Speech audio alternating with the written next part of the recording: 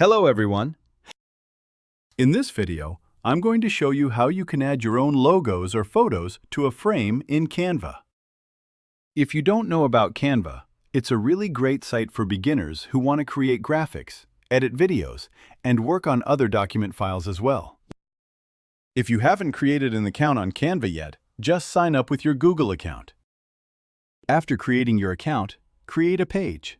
And to add images to frames, you need to go to the Elements section on the left side of the interface and search for frames. Or you can just browse for frames and other features as well.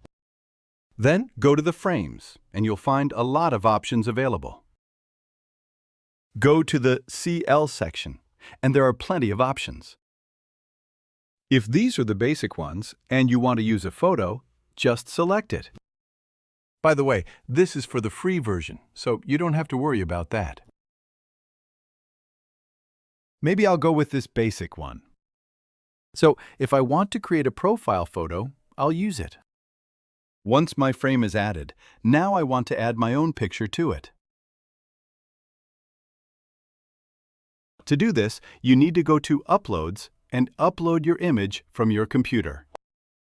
After uploading, your image will appear here, and you just need to drag it onto the frame.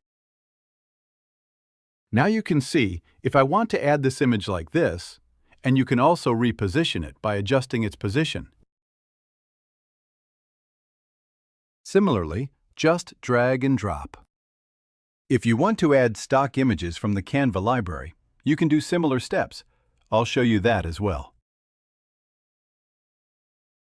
So, go to the Elements section and search for any stock images.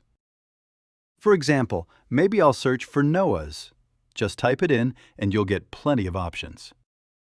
Some are paid, but don't worry, there are free options too. For example, if this one is free, just drag and drop it the same way. Like this, you can replace or add your own image.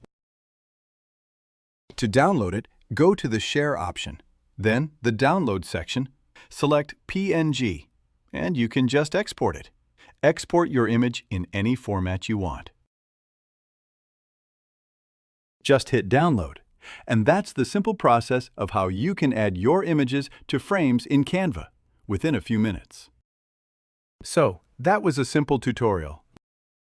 If this video helped you, please like, share, and subscribe to my channel.